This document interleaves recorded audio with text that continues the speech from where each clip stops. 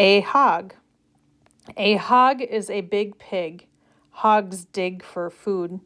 Hogs dig with their noses. Hogs lay in mud, but hogs are clean animals. Mud cools hogs on hot days. Hogs give us a lot. We make ham from hog meat.